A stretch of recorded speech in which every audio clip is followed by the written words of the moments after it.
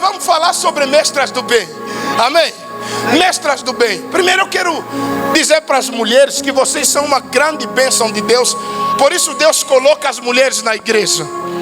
A igreja cristã sempre foi recheada de mulheres trabalhadoras. Na Ásia, a primeira igreja da Ásia começou na casa de uma mulher chamada Lídia. Todos os irmãos iam lá. Paulo abriu a primeira igreja da Europa, foi na casa da Lídia. Lídia abriu as portas para o evangelho. A primeira igreja foi na sua casa.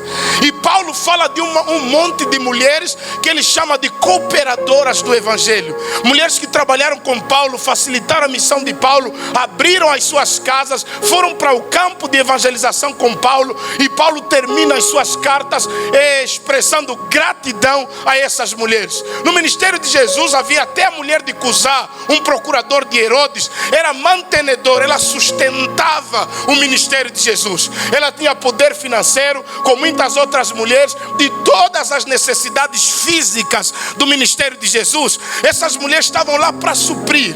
E eu fico pensando assim: se Jesus, que é Deus, se Jesus, que tinha todo o poder, e quando tinha necessidade mandava Pedro pescar um peixe, saía uma moeda da boca dele, precisou de mulheres para manterem o seu ministério, quanto mais eu, pastor Isaac, né?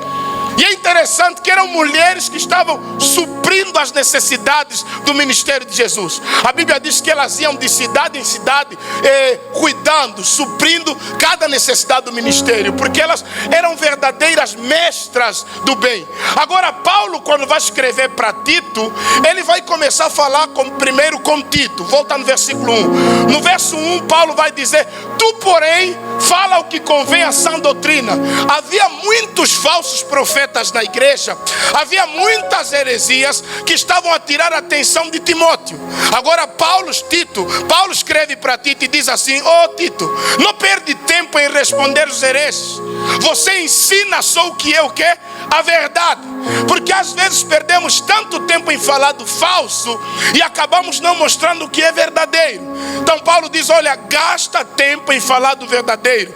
Tu, porém, ensina a sã doutrina, a verdadeira doutrina, o verdadeiro evangelho. Aí ele começa a aconselhar os velhos, os anciãos, os mais velhos. Ele diz assim: os velhos que sejam sóbrios, não sejam bêbados, sejam sóbrios, sérios, graves, prudentes, sãos, saudáveis na fé, saudáveis no amor e na paciência.